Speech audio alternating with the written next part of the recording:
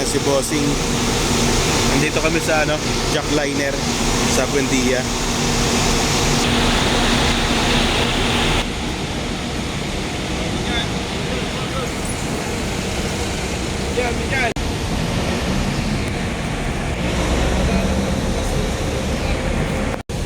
Yan, dumating na yung aming kasama.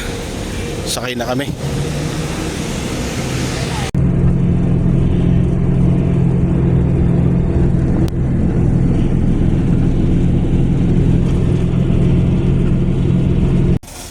Yan, after 2 hours na nakatayo sa bus, nakarating din kami sa Batangas Port. Yan. Yan si Boss Maro.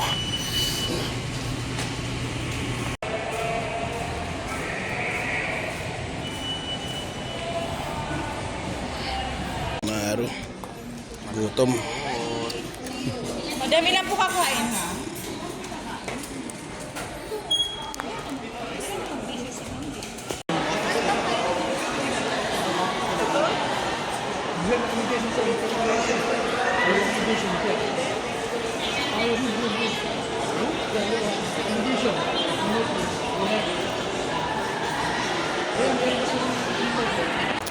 Change destination.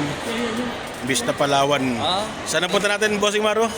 Puerto Galera. Balik muna, walang biyahe. Nawala yung Palawan namin, naging Puerto Galera. Boss.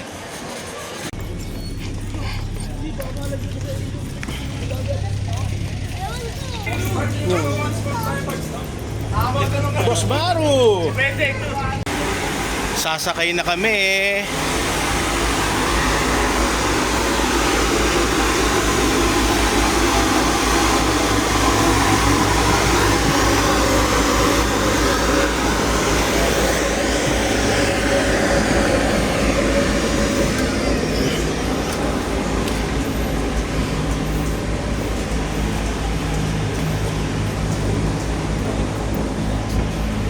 Tomo, no?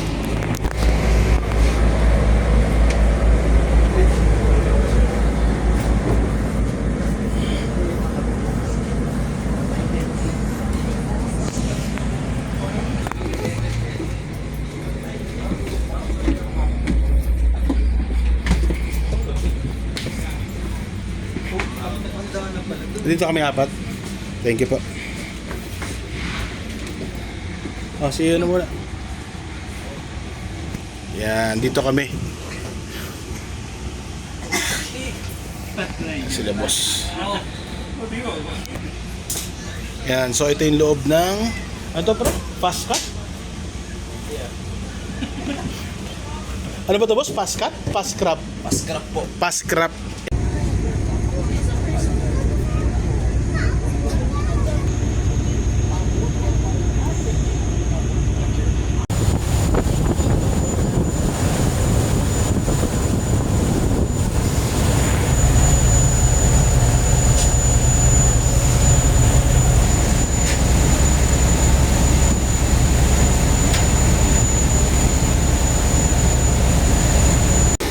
Andito na kami sa Puerto Galera. Yan ang aming sinakyan, Galerian.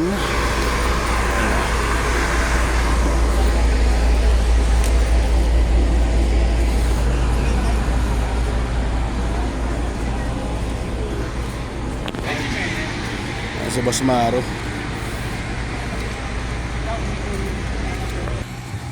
Yan ang aming sinakyan.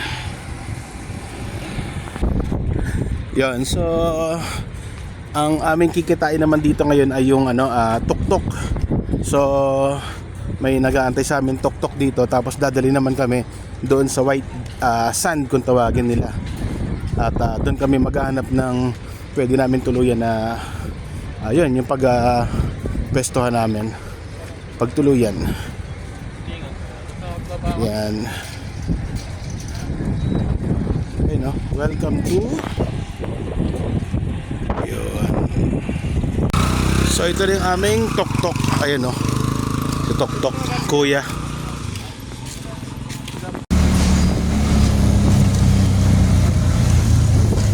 Papunta na kami sa White Beach. White Beach ba? White Sand, boss? White Beach po. White Beach. White Beach. White Sands. Ang Tapos White Sand. Yun pala eh. yun yung mismo lugar po niya, San Isidro. Okay. Bali yung White Beach sitio. Sitio San Isidro. Bali Barangay San Isidro, sitio White Beach. Okay. Barangay San Isidro, Sitio White Beach. Siyempre, nasa beach ka na.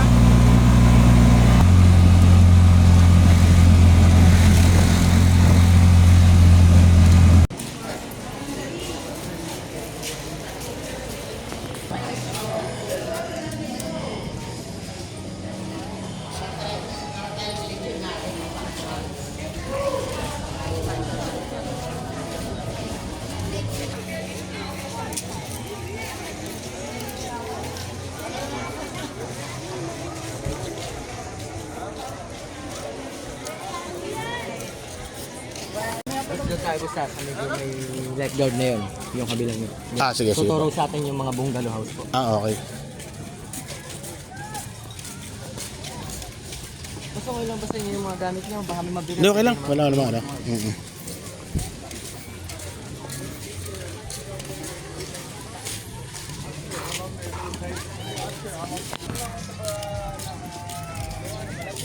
Try nyo na sa rin yung mga style. Yung ano po? Ay, hindi pa po. Try sa palit. Sige, Kaya mas sige. ito, tawag kayo kay Kuya Mac pag mag-aaral ka na ito. Okay.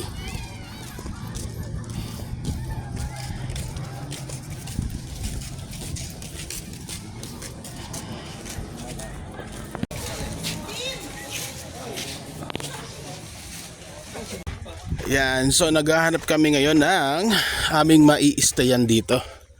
Kasi yung nakita namin na malapit sa dagat, sa beach, ay puno na. So dito, meron daw dito na parang isang buong bahay. Check natin. Yun, so ito yung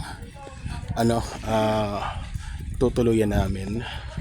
Nakita prospect, parang bahay siya.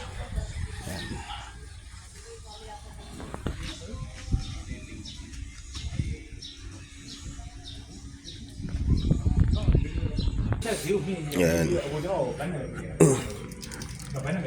Ito ang loob ng bahay na aming naarkila. Yan, no?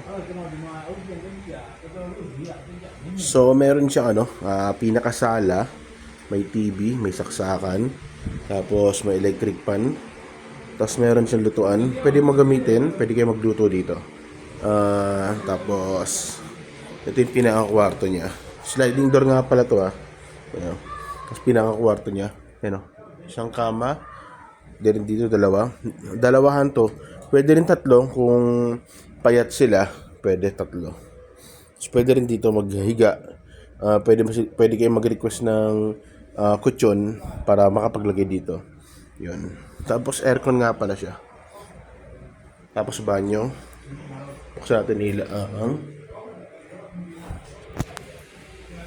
yun. Hot and cold shower. Tapos malinis na inidoro na yan, maganda. Maganda rin siya. Okay. Maliit lang siya pero sa tingin ko mas okay ito. Yan. So yan, kung trip niya lang ang lugar na to. So ito nga pala yung kanilang pangalan. Ayan, yan. Villa Luisito Transient House. Villa Luisito Transient House. Okay? Yun. So, tatry namin mag-swimming. Ayun, si Boss Maru. Mag-swimming kami. At Ito yung mga lasing. nang mabusog yung mga mata. Swimming na yung mga lasing. Kakashot lang. Kaya tingin kami ng magandang spot dito. Spot. So eto na ang panahon na nararapat na tamang panahon. Daming tao.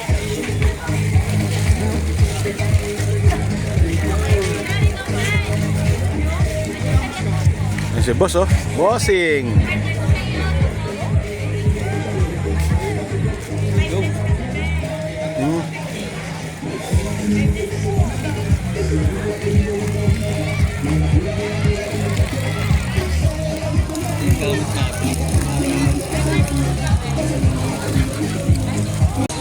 Daming tao.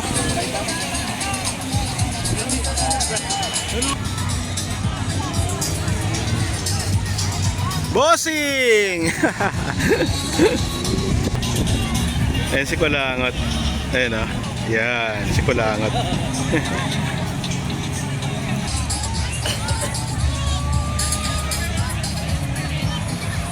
$360.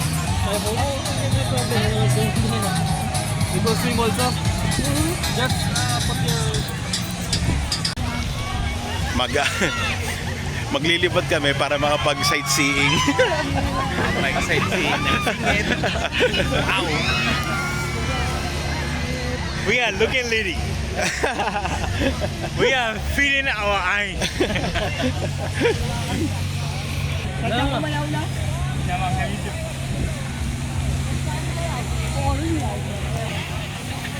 Palipad sila ng drone. Ayun o. Yun o, galing.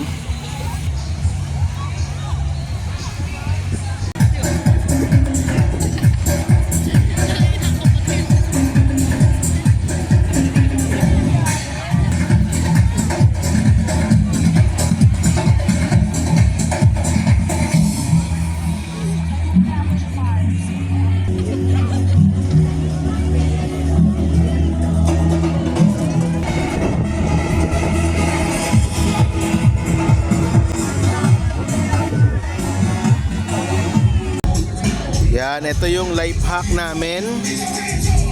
Dito lang kami sa... Boss, yung yung alak natin. Para makita yung alak. Lagay mo dito. Lagay mo dito. Dito. Yan yung alak namin. So, yan. Yan si Boss Maru. Yan si Boss Maru. Tapos, nandito kami sa... Yan. So, nagsa-sound trip kami habang kami dito sa dagat ay nagiinom. Nagsha-shot. Ano to? Tipid hack to, tipid hack. Kasi nga, syempre, habang nagsha-shot ay may sounds na kami dito. The next day. Good morning. Ito pa ang isa sa mga tipid tips. Pag pupunta kayo sa mga ganito, nako, huwag na kayo kumain sa restaurant. Kung kaya nyo na magluto at kung may lutuan din lang naman, luto na lang kayo. Kaya kami, mamimili kami para sa pananghalian at saka hapunan mamaya. No, boss? Oo. Boss Maru. Dito kami sa Puerto Galera, sa Mindoro.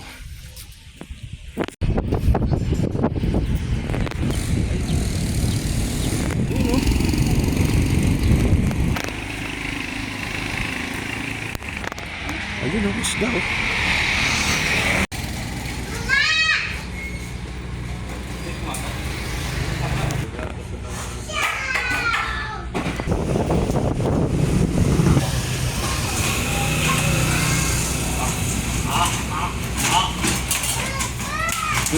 Boy na.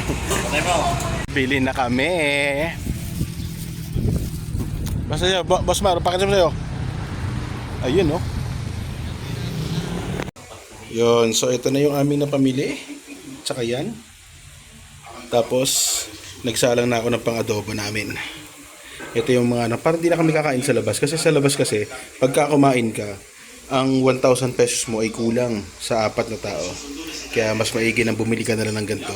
At least isang kain, tanghalian, tapos hapunan, yung 1,000 mo, sobra-sobra pa. Diba? Tipid yun, tipid. Yun, so eto na ang adobo. Tapos, meron kaming longganisa dito. Tapos gumagawa si Boss Maru ng para sa itlog na maalat yata to. Tama ba, pre? Para sa itlog na maalat. Ayan,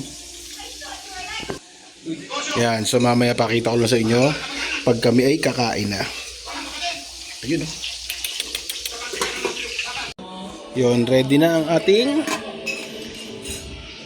pagkain. Ayun, oh. Sarap.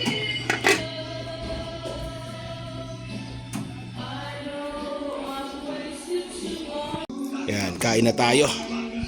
Si Boss Maru, kumukuha na. Kain tayo, guys. The next day. Si Boss Maru. Yan. 2 days dito sa sa Puerto Galera. Tapos pupunta kami ng Batangas Port. Papuntang Katiklan sa Boracay.